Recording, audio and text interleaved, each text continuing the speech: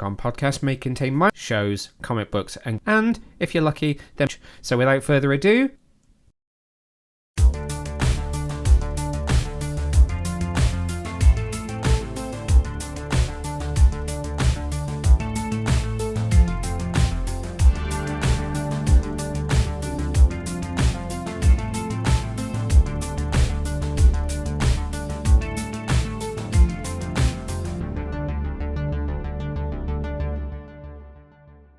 Hey super friends, my name is Neil and welcome to a brand new episode of the Get Your Comic Con podcast. We're here fortnightly-ish to bring you a slice of film, TV and pop culture goodness from across the multiverse. I am joined as always by Michael and Aaron, and today we're going to be doing something a little bit different.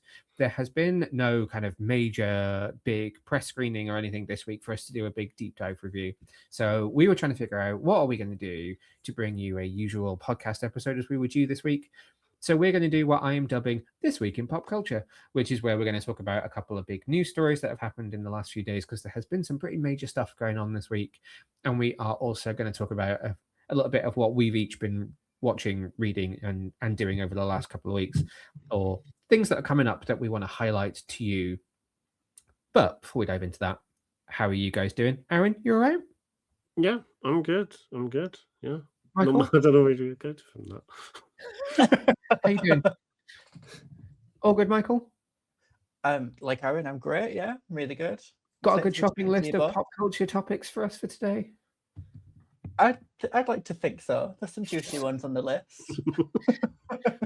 It's difficult because every now and then, especially at this time of year when things are just starting to ramp back up, there's not always a big event that we've been to or a big film that's dropping in cinemas. Although the funny thing about it is that when looking at the schedule that we have for this year, we do have a couple of gaps in January and February. And then it's like, oh yeah, by the way, there's Scream. And then there's The Bride.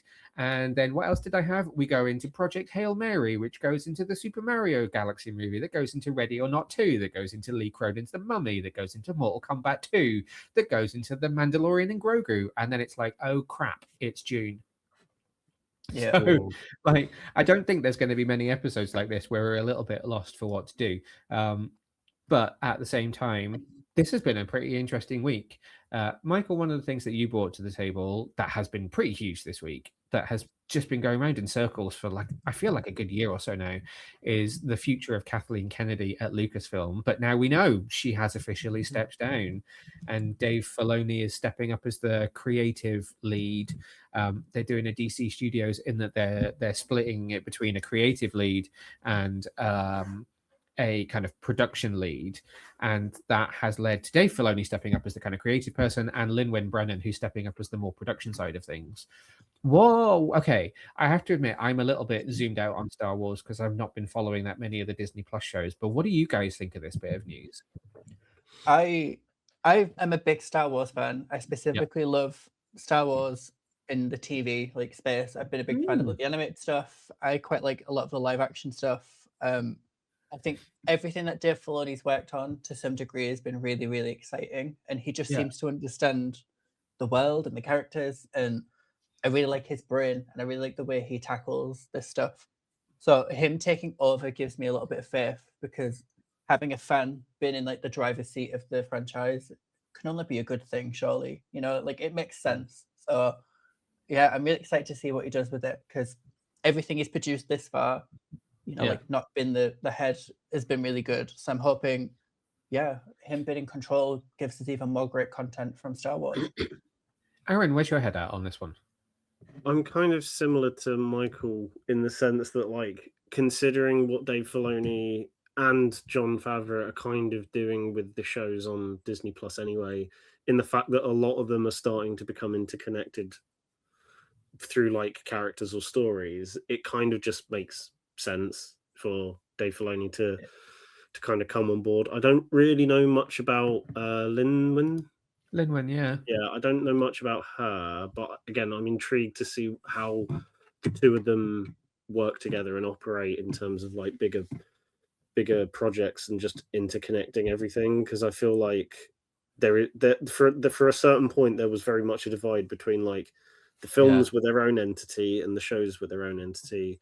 felt a little bit similar to like what the MCU had for a little bit, where like they felt like two separate things. But I feel like with them now taking over, that synergy might now start to show. Yeah. And like Michael said, a lot of those shows on Disney Plus, especially the live action ones, are a lot better than people give them credit for. Like I loved Skeleton Crew. I think Mandalorian, though it dips in quality in a few places, is mostly quite good. Ahsoka is brilliant. Andor's great. You know, most of them 9 out of 10 times are great. So if they can take that same thing and apply it to the films, because I don't know about you, I've been craving a new Star Wars film on the big screen for ages. Yeah. So, like, since we got Rise of Skywalker, it's nice to have the shows, but I kind of miss going to see it in the cinema a little bit. Yeah. And I have to admit that I have checked out massively on Star Wars. We've been rewatching the movies recently. We just finished the prequel trilogy last weekend, so we'll probably start with whatever the first Rey movie was called. Force Awakens. Thank you, Force Awakens. That tells you how badly I'm disconnected to this franchise at this point. We'll probably do Force Awakens today, and that'll kick us off onto the rocky road of the sequel trilogy. But I just cannot buy into The Mandalorian, which I know is a bit of a shocking thing. I just, even from day one, it's just really not got me all that much. I'm just like, oh, travel to planet. Oh, problem on planet. Ah, fix problem. Travel to next planet. Repeat. But I did enjoy Ahsoka. That was one show I managed to get through from start to finish. Skeleton Crew I really enjoyed as well. So I'm sad that we've never managed to get any more from that as yet. But it will be interesting. So both of Dave has obviously been in a creative role anyway underneath Kathleen Kennedy. So he's kind of stepping up from not like second in command, but being the chief creative officer to being like in charge. Lin-Wen was already working at the studio as well, so she's not a new name to it. Again, she's kind of stepping up from being one of Kathleen Kennedy's deputies to just taking over the role altogether. But I do think following the DC Studios model is a great idea.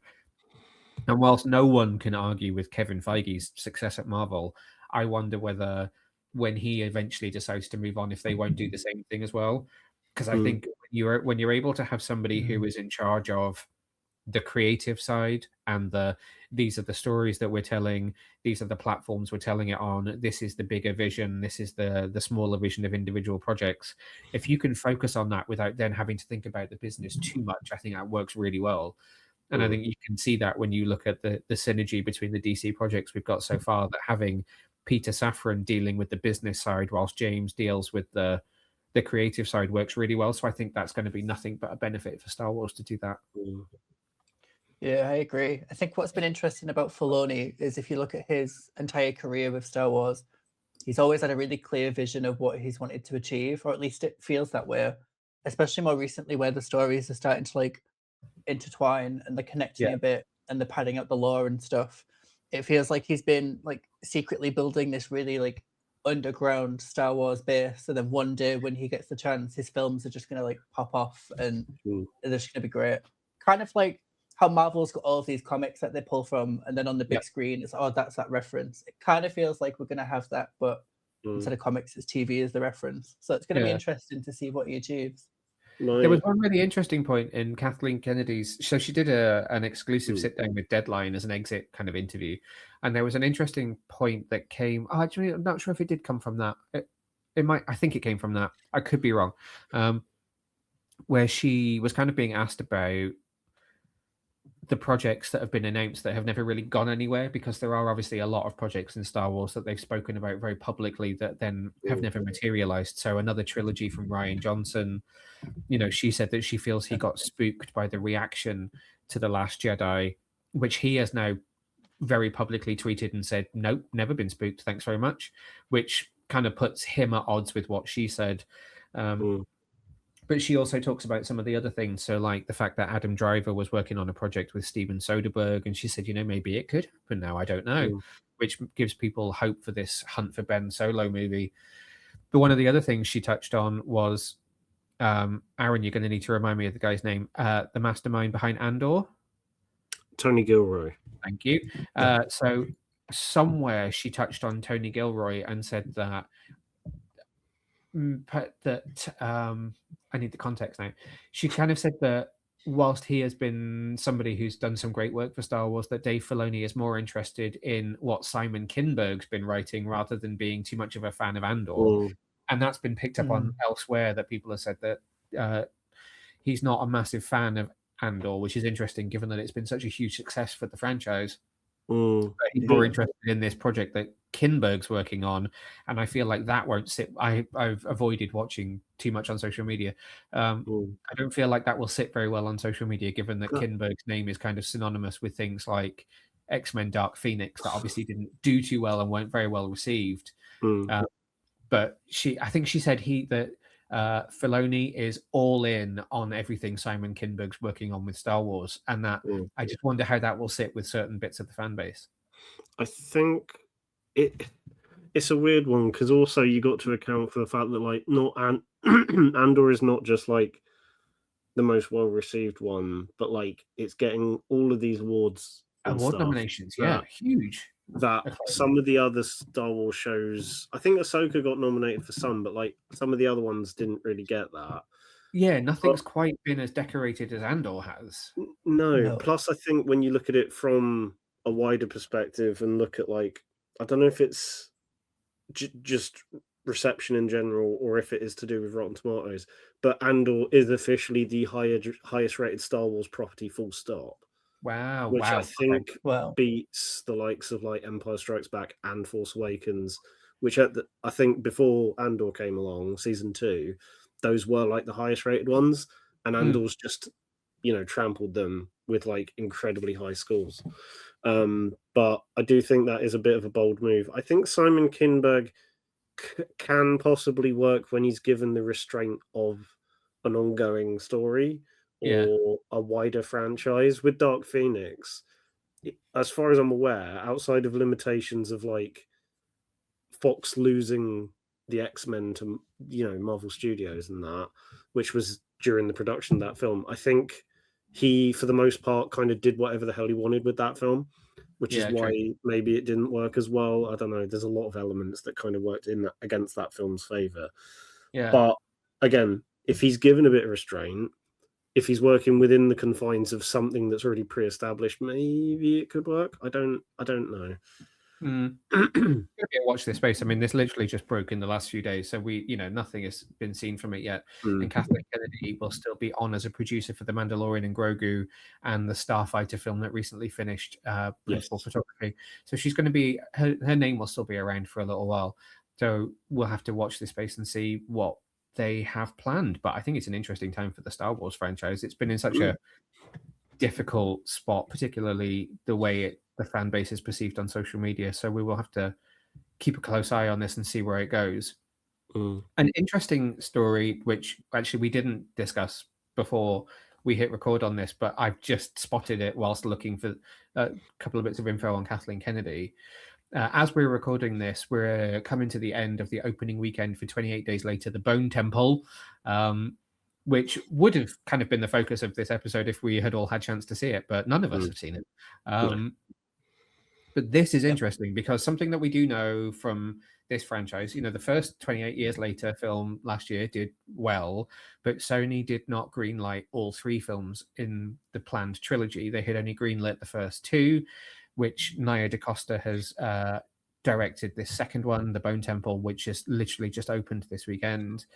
And kind of the future of rounding out this trilogy relies on her. And I think it's probably relatively safe to say that they'll make a third one. This one has been critically very well received. It's got a 72% definite recommend from opening night audiences in the US. However, and this is the bit I just want to talk about, it's being outperformed by Avatar in its 5th weekend.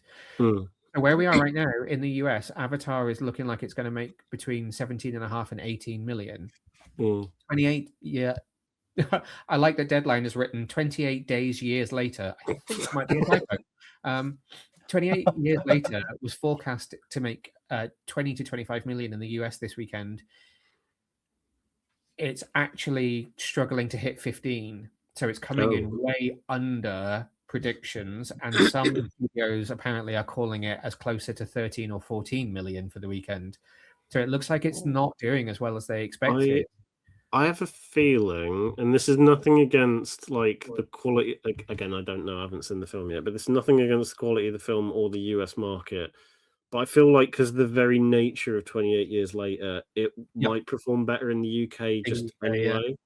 Yeah. Because of like the fact that it's set here, the fact that like there's a lot of stuff culturally within the film that works better if you're in the UK than in the States.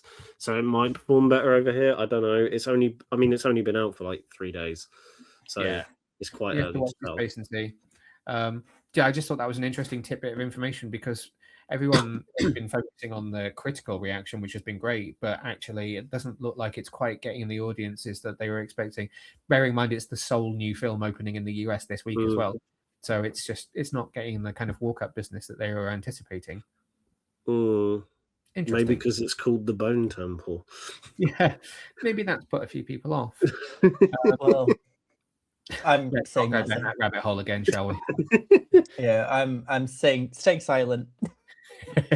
So one of the big things that I wanted to talk about, that I wanted to bring to the table this week, is this the reveal of our first look at Sophie Turner in costume as Lara Croft from the live-action Tomb Raider series, which is now in production at Prime Video, masterminded by executive producer Phoebe Waller-Bridge. We talked about how many people have been added to the cast of this series because the likes of Sigourney Weaver, there's just a huge cast that's been announced. I have a feeling that they're going to be doing some production outside, which is probably why they decided to get an official photo out of her in costume before it was a paparazzi shot of her from a really dodgy angle, maybe. But aside from the fact that on social media they labeled this with hashtag wardrobe test, which might not mean this is her final look, this is our first time to see what Sophie Turner looks like suited up. And whoa, I loved it from the second I saw it. I was just like, what the hell? She looks so cool. So I wanted to make sure that we talked about this. What do you guys think, Michael? I know we talked about it a bit at the time. Yeah, obviously in the live episode we spoke about this a little bit because we weren't sure how she was going to look, and we was a bit hesitant, like if she looked like the character. Yeah. And the second I saw this image, I was like, yeah, she's absolutely born to be this role. She looks incredible. She looks so good. What I love is there's so many elements of different Lara Crofts throughout history that's in this look. So you've got like the Angelina tendrils, which is like very staple to her character. Yeah. But then you've obviously got like the iconic like video game Lara Croft from back in the day, like the 90s Lara Croft. And it's just, there's so many different like elements to it that is so good. And the glasses just make her look so badass. So, I have had so many conversations this week about those glasses. I'm going to stick a QR code up in. I'm going to do it. I'm going to that corner. If you hit that QR code, it'll take you to the news story over on our website that you can see the high res version of this image. The glasses are the thing that I have had so many conversations about this week because I had an idea in my mind of what they were going to get her to look like. Firstly, I wasn't expecting the blue tank top. I thought they'd go for like the grey of the Survivor trilogy, or like the darker color of some of the more recent games before Survivor. So that was a surprise on its own. But I was just like, oh my god, they brought back the freaking 90s round glasses. And the funniest thing about it, so I've got a friend from uni who knows how much of a Tomb Raider fan I am, and he is the same. Like I had the first game back in 1996. And both of us had this idea that we were like, it's going to take some of the sensibility of the Survivor games. It's going to be a bit more serious. I guarantee they're going to play on that slightly more realistic version of Lara Croft. This image comes out. We just messaged each other. It was like, well, that's blown the doors off. She's got the glasses. I've got no idea what they're going to do now. I have a... Sorry, Aaron. Oh, sorry. I was just going to say that, like, I have a feeling that, like, considering the Angelina Jolie films went really far in the over-the-top direction, and then the Alicia Vikander one went so far in the gritty direction, this might be like a weird blend of the two, where, like, yes, she looks video game accurate, but I feel like it will know when to, especially with Phoebe Waller-Bridge at the helm. it will know when to kind of go from funny to, over the top to not over the top, and then know when to ground things. I feel like this costume is like the best representation of that. Like, yes, it is the comic, it is the video game. I keep wanting to say comic book.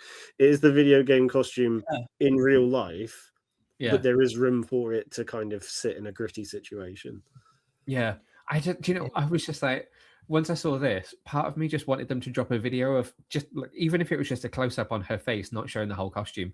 I kind of want to hear her just do the like typical 90s Lara, like discovering a secret kind of thing. Because I'm still playing the remastered games, and I'm like, I kind of feel like she could do it now.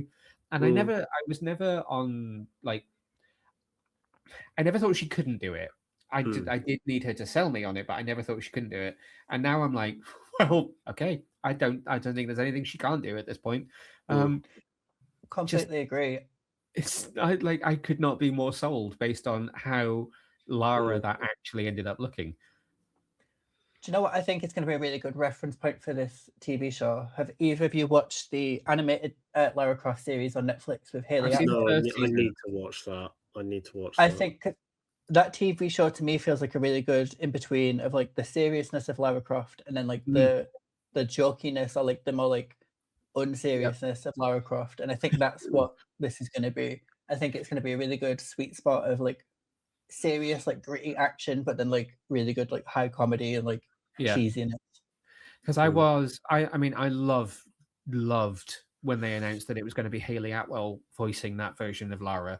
And I was just like, yep, sorry, sold. She should just be Lara Croft. Like, if you do another live action, just give me Haley Atwell, because that girl can do no wrong whatsoever in my eyes. To me, she would be my fan casting. So the idea of Sophie Turner was a surprise. But just like, this series just cannot come around fast enough. And this is going to sound really sad. I've got quite a good relationship with the PR people who rep Prime Video. So when this came in, I went back and I was like, "Oh my god, this looks so good! Like, give me this now, and like, please let me interview her." But I said I can't decide whether we should call this the Lara-sance, the Croft-assance, or the Raid-assance in like a renaissance of it. Because it's mad. Like, I'm not saying this in the I'm so old way, but like, you guys won't really remember what it was like in the mid-90s when Tomb Raider just exploded massively, because she literally went from the first game being this massive sleeper hit that no one saw coming to then like, that whole period that people call like Cool Britannia, where it was like Blur, Oasis are the big thing in the UK, the Spice Girls hit big in the US, everyone suddenly loves their British fashion. Like, Lara was genuinely everywhere. Like, bearing in mind she's not a real person. Not only was she on the front page of all the gamer magazines, but she's on like men's magazines, like Lads Mags, and she's just everywhere. And she was such a massive celebrity, even though she's not real. And like, I don't know if you saw this news story a few weeks ago, but they've just awarded Tomb Raider a couple of Guinness World Records. So one's like the highest selling video game hero of all time, because she sold more than Mario, which is insane. Wow. But the other is she's the most covered computer game person of all time, and I forget the exact figure now. I'm going to Google it really quickly as I'm talking. But essentially, the world record was, so she's the best-selling video game heroine for all Tomb Raider games combined, with over 100 million sales. But then the most magazine covers for a video game character, appearing on over 2,300 magazine covers. Bloody hell.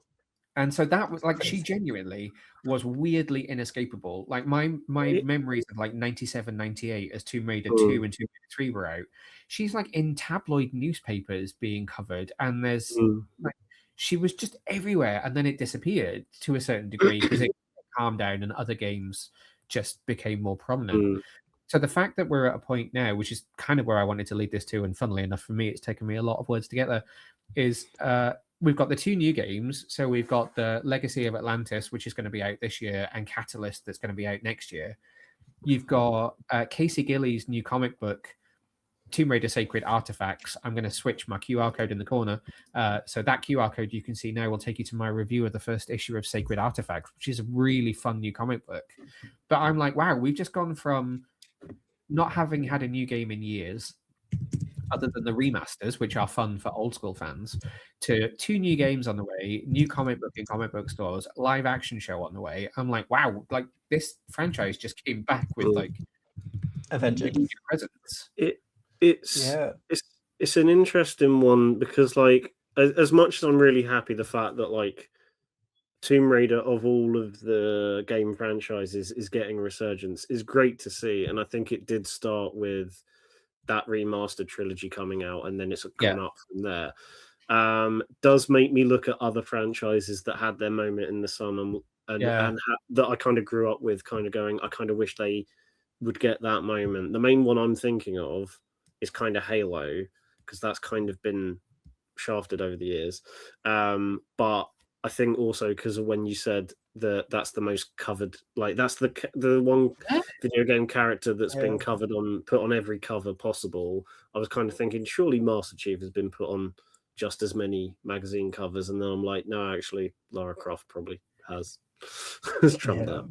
And there is probably a slight aspect of like 90s noughties misogyny in that she was viewed as a bit of a sex symbol. Absolutely. I always remember there was one really famous image of her, which I think was even on one of the box set versions of one of the games, where it's just her wrapped in a fur and nothing else lying in front of a fireplace. So yes, she was very heavily sexualized, but I mean, she's outlasted it and got a Guinness World Record out of it. So fair play to her. I'm genuinely kind of glad we're out of that now, that era. Yeah, definitely. Agreed. I think what's interesting is, do you know like how we had that like really big boom of like every movie was inspired by comics or like a graphic novel? We're now entering the video game era because we've got Tomb Raider, we've got God of War's on the way, we've got all of the Mario movies and the Sonic movies, and then we've also got Zelda, which is coming up, which is going to be hopefully incredible. So I think Lara is right on time to be like, oh, we're having a video game resurgence. I will take my place, thank you, because I am it. I am the queen. Plus the Mortal Kombat 2 and Street Fighter this year as well, film-wise. Yeah, exactly. Yeah. I think Lara Croft... No, go on, please finish. I was going to say, I feel like if we're having a video game resurgence, Lara Croft cannot be left out. She like literally... All I was going to say was, I think because you had so many early video game movies that tanked, and yes, you know, you look at the first the live action Mario movie, that is a cult classic, and yes, if you look at the Mortal Kombat movies, they are cult classics. Same with the Street Fighter movie with Kylie Minogue in it. It's not good, but it's a cult classic. I feel like video games in live action were always looked at as something that just didn't work well, and all of a sudden, because we've had a couple that have worked, it's like, oh, okay, this is the moment. Like, take as many as possible and make them into something. I think budget and I think like technology is a massive part of that. I think when you look at the 90s versus today, video games, obviously they can get away with so much visually. So I think that's a massive part of why we're seeing these games come to life. And definitely. Lara Croft, I mean, the amount of like female action-centered movies like Atomic Blonde that have done like amazingly well. It's like, why can't Lara Croft be in there? You know, like she quite literally is the blueprint. Like, she's so up there. So I think it is also a case of outside of money and production stuff as well. It's giving the right creatives, you know, the keys to these properties. Like, I think the one that's the top of my mind on top of Tomb Raider is the fact that, like, no matter how many times they've tried to do a Resident Evil TV show or film, people are never quite happy with it. Yet this year, apparently Zach Krieger is working on a new Resident Evil film, and that feels like a match that should only work. Like, it feels like it's a no-brainer. We won't know until it comes out, but it's a case of like The Last of Us has got the majority of the people that worked on the game working on the show, so that again is a no-brainer. Yeah, definitely agreed. Speaking of comic books, so I just had up the QR code that'll take you to my review of the new Tomb Raider book. We had this week It Killed Everyone But Me, number 5. which is, a small comic book that may have been the top of someone on this podcast list of favorite comic books recently. I wondered if you might want it to just, touch on this week's issue. What's going on in the world if it killed everyone but me? And again, I'm going to stick up a QR code in the corner if people want to scan and go straight to your review. Love it. Yeah. Without spoiling too much, I think this issue is probably the most important because up until now, it's been building like the lore and the story because obviously it's a new series. So we've been kind of getting to know like backstory, the characters, what they've been going through, why they are where they are, and like what they're going through. And it feels like the crux of the story is just kind of like clicked into place of like where we're going and what's gonna like unfold. So it was a really good issue. Very bloody, very Hellraiser-y. Okay. Yeah, I think the best way to explain it is it would be like a mix between Hellraiser meets I fully just forgot the name of it. The one where they're all lost in the woods. It's a TV show. Yellow Jackets. Yellow Jackets. Yellow Jackets. Thank you. It completely just slipped my mind then. But yeah, Yellow Jackets meets Hellraiser. I think would be a really good way to explain this story. It's very like bloody, but also like the timeline jumping is really good. So yeah, so issue 5 out on Wednesday is a really good one. And if you've not read it, go read it because you've still got time to catch up. Amazing. Remind me, is it a limited series or is it? Do we know, or if it's just ongoing? I think it's ongoing. I'll have to double check. It's a really good question. Because in my head, I'm thinking, do I start reading this now, or do I wait until it's collected? But if it's an ongoing, then I might as well just dive in and get used to it. I think it's an ongoing, if I remember correctly. Let me just quickly Google to see if I can find anything. But it is honestly a really, really good series. Obviously, I cover Something's Killing the Children, which I love. Exactly. And this like similar kind of wheelhouse, isn't it? Yeah, that like dark kind of 80s inspired like horror vibe in a comic book is my like favorite genre, and this is just everything.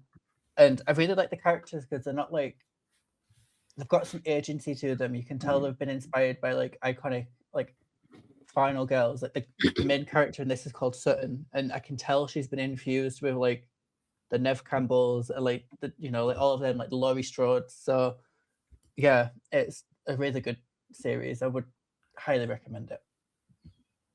There's a collected edition, at least of the first few issues, being released on March the 11th of this year. So if people haven't had a chance to read it as yet and would like to read it in a bit more of a bulky sense, then March the 11th, 2026, you'll be able to get your hands on the first trade paperback collecting issues so far. Nice. I have to admit, I haven't read anything that's due out next week yet. That's my job for the rest of the day today. I've only been reading. I haven't read anything other than what's already released this week. But something I wanted to talk about, which is out now on Paramount Plus, and I'm going to switch QR codes, is the first 2 episodes of Star Trek Starfleet Academy. When we were doing our live episode, I just started watching it, hadn't I? And I wasn't really allowed to say very much, but I've seen 6 out of 10 episodes. And it's a really interesting experiment in doing something different with Star Trek.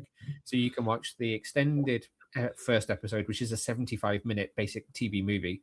And episode 2 on Paramount Plus now. Episode 3 will be out Thursday this week as we're recording. Episodes 2 and 3 are a little bit... I don't want to say a slog because that sounds terrible. It's not quite a slog, but the first episode is very traditional Star Trek action adventure, big space battles, away missions, fights, exploration. And then episodes 2 and 3, because this is a teen-based show, kind of step back to set up more of the teen elements of it.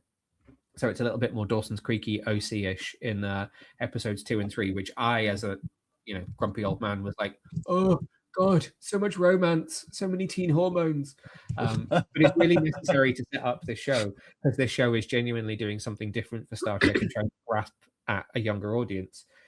And it has so many aspects of those kind of teen dramas in it, and even aspects of things like Harry Potter in the like set in that there's kind of like a Slytherin group and almost like the houses and that rivalry between houses. It takes some of that sensibility to it. So that there's like, it's not just like, here are the jocks, here are the art kids, here are the geeks, here are the bullies. It sort of jokes that some of that might exist, but then it flips expectations on you a lot. And it's just a really fun, very well made show. But you can finally go and watch the first 2 episodes of that out now, and you can read my spoiler-free review just up here. I promise I won't give anything away as to what's coming up, but I would say episode 5, which is written by Tawny Newsome, who is the voice of Mariner in Star Trek Lower Decks. I watched that episode and I nearly cried at the end because it was magical. It's an episode that's kind of a love letter to something from older Star Trek. I won't say which Star Trek, an older version of Star Trek, and it picks up on some plot points that had been left lingering for 20, 30 years and does it in a most profound and really kind of the perfect way to pick up on it and continue some stuff from old Trek, which we've not seen them deal with. That was just really, really wonderful to see, and it brings back some things that were a surprise, has some interesting twists, but shows that whilst this show is trying to look forwards and find a new audience, that it is also really able to show a love of old Star Trek at the same time. So watch out for episode 5, but go out and check episodes 1 and 2, which are available to stream now, because they are well worth your time. Aaron, I'm going to come over to you. Tell us about something that you've watched or read recently that you want to recommend to the lovely listeners and viewers at home. Oh, right. Okay, on the spot. I've got. I don't like to put you on the spot. That's how it works. So I'm going to go with 2 films that are both out now. One that is in cinemas and one that is on streaming. The first one is the film that most people are talking about, which is Hamnet, which came out on the 9th of January. I have heard nothing but people talk about how much they cried watching it. So yeah, I went into this because I'd heard a lot of people say that, like, yes, it's emotional, but it's the last like act that really gets you. I was the opposite. I actually cried at a chunk that happens in the middle of the film, and the ending no way was more the ending was more just moving. Like, I didn't cry at it, but the idea that the ending kind of puts in place is just really touching, and you can't help but be choked up at it. But I wasn't like bawling my eyes out. But there is a heart-wrenching scene slap bang right in the middle of the film, which purely rides on Jessie Buckley's performance and the way she's reacting to a thing that happens. Yeah. And just her performance alone, you feel exactly what she's feeling, and it's just like, oh God, this is devastating. It is a beautiful film. It's not my, like, if we're comparing this to other films that came out last year, because technically, because of the festival run, it is a 2025 release. I don't think film festival. Yeah, I have a funny story about this. I had the opportunity to see this at London. I had the opportunity to see this at Brighton Film Festival, and I missed both. So as soon as the opportunity came, and it came out on wide release on the 9th of January, I'm like, right, I'm finally seeing this, because I had 2 opportunities and I missed them.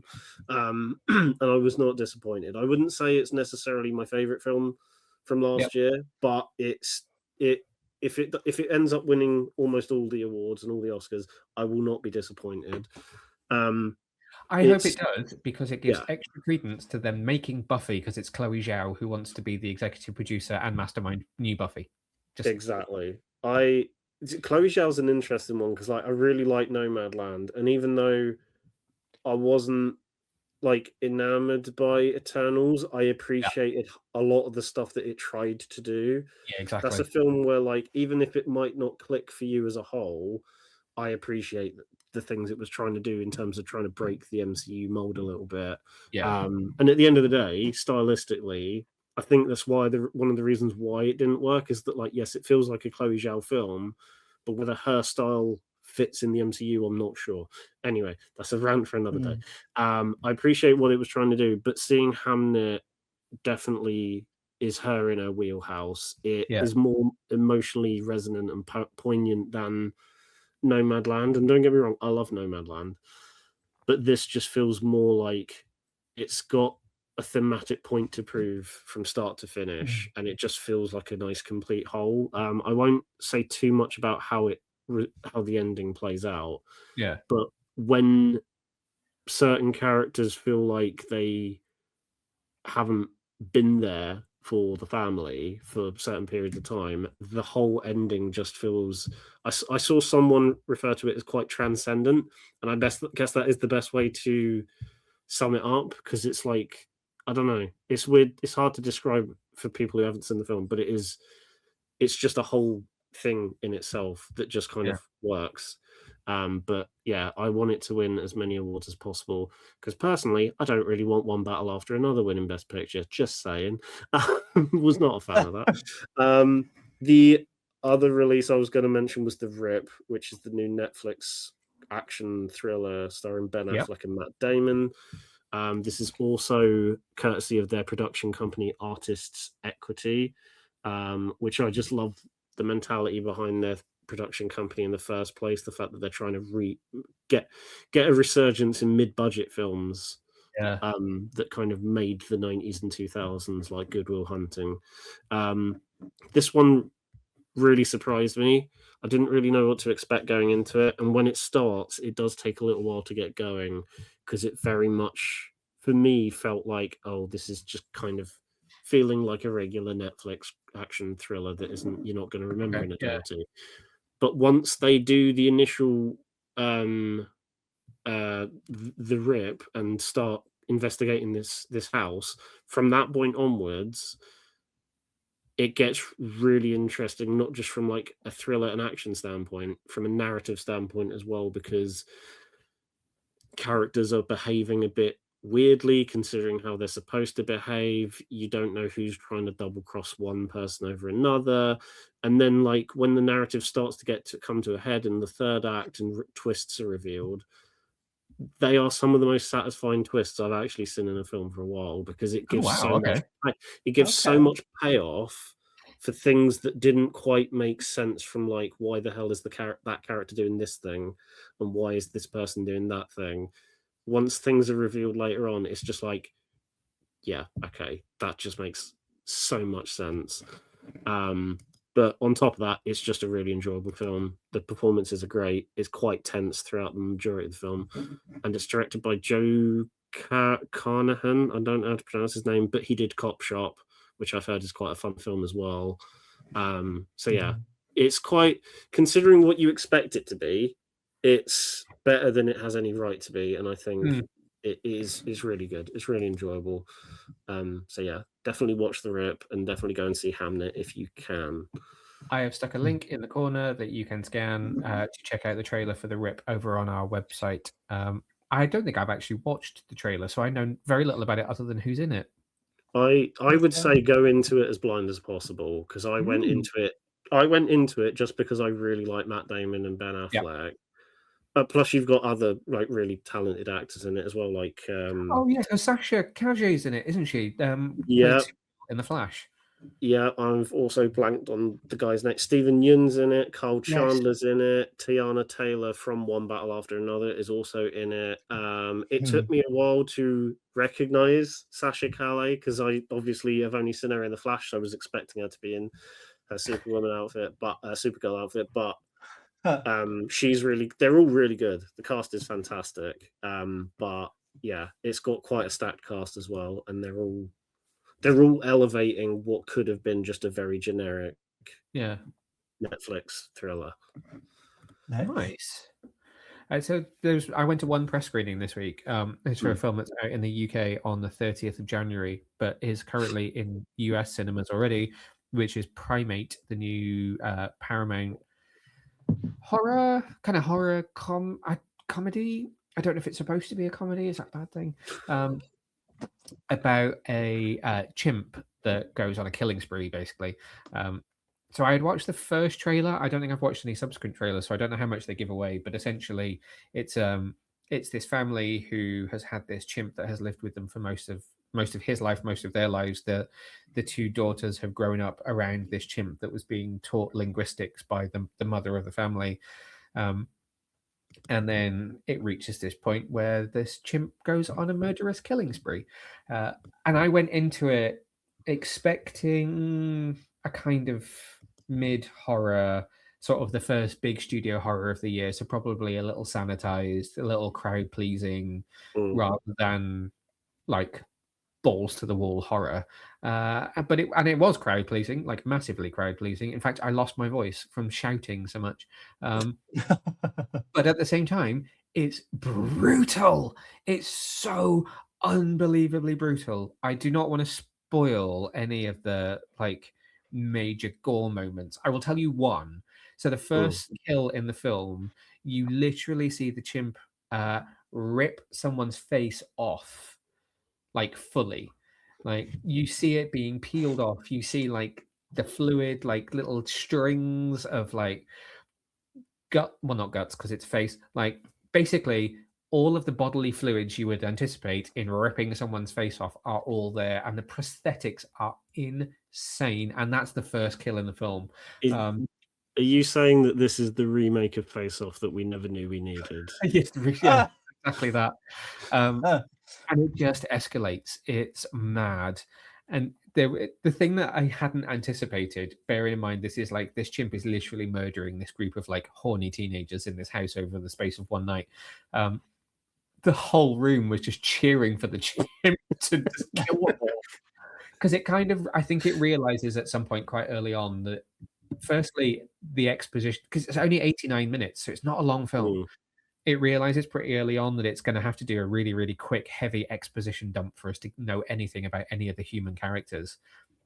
So it's literally like, oh, I'm going home for the weekend to see my family who I have not seen in ages because I've not been home. My teenage sister's really angry with me because I've not been home in ages. By the way, we're going to have a party this weekend and we're going to invite those hot guys from the plane over. Oh, and I have a chimp. And you're like, oh my God. Because it's really clunky in how it does it. But that's just what you kind of expect from a horror film. And then it gets past that and it's just wild, and it just escalates so much.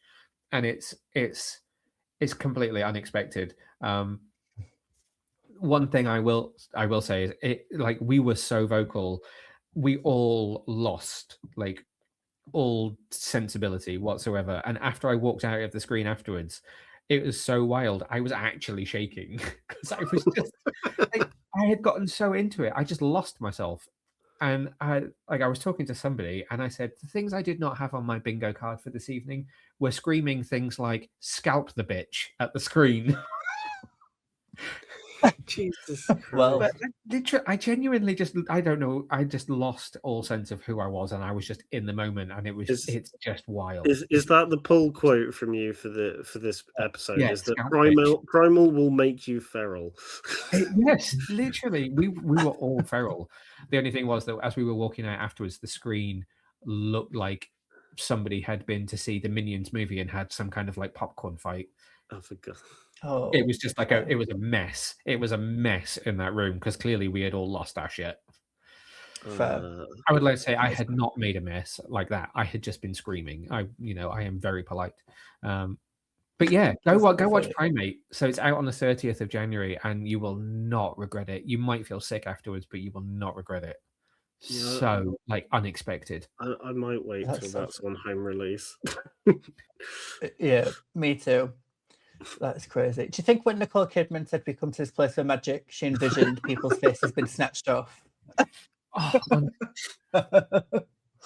Oh, that's fucking That brilliant. is crazy.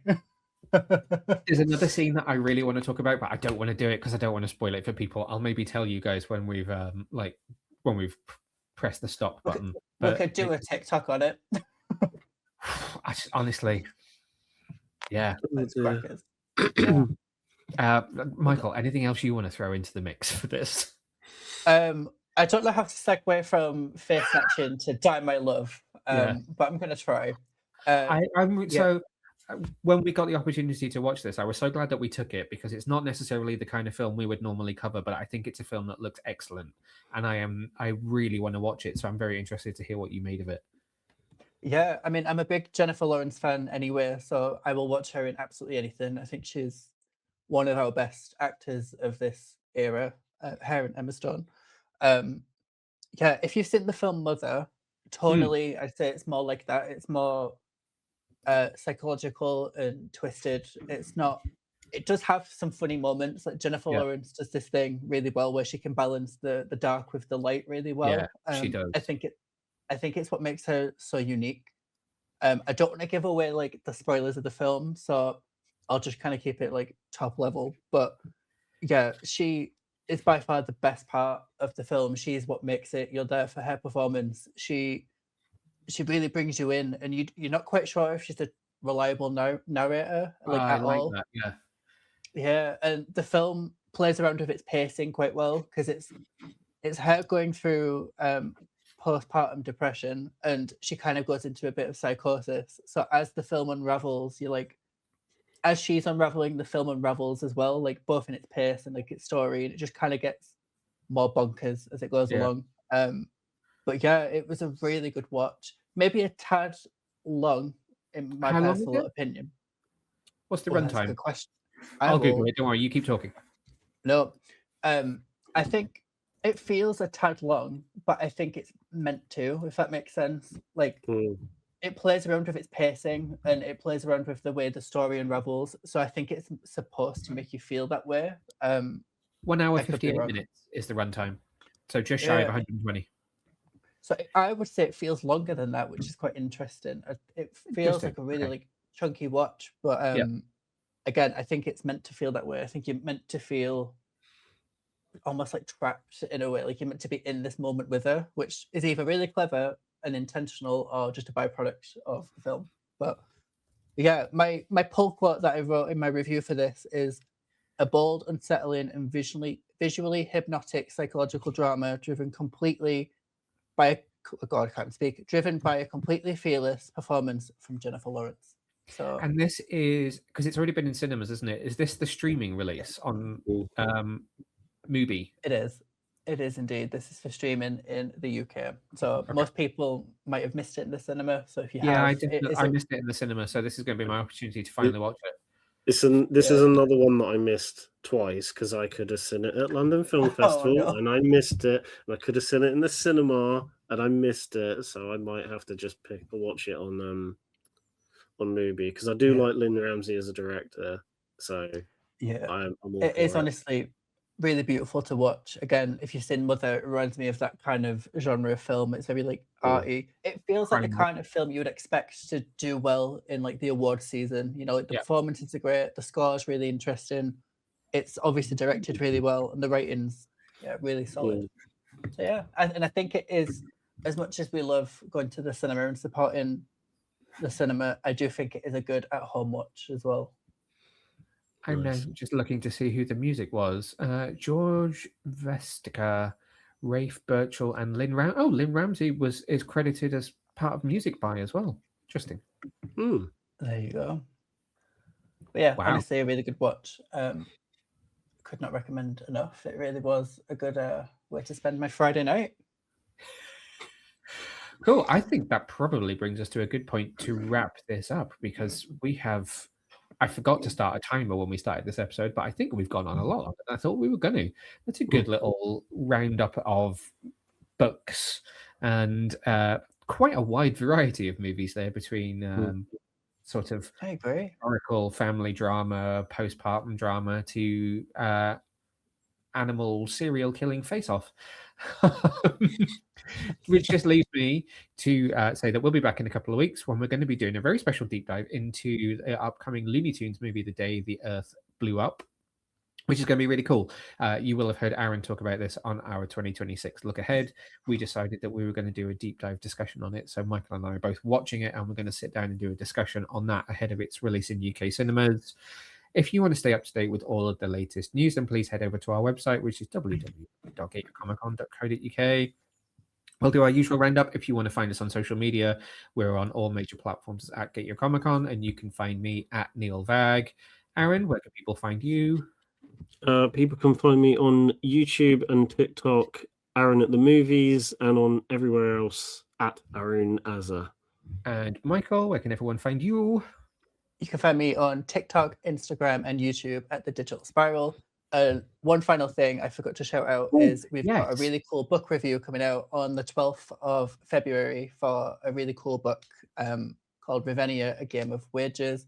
Can't say any more about it because I'm embargoed, but just wanted to tease that a We're little going to bit. be maybe giving away some copies of the book, aren't we? Well remembered. Maybe, yeah. So please keep your eyes peeled on our Instagram. Thank you. Yeah, keep your eyes peeled to our Instagram stories. There'll be more news on that soon. But until next time, stay safe, stay well, and I'll see you out there. Bye. Thanks for watching, Super Friends. If you enjoyed this video, then make sure to hit the subscribe button just down below and hit the bell so that you can get notified whenever we release brand new videos. In fact, there's 2 more waiting for you to watch right here below. So what are you waiting for? Why not click play?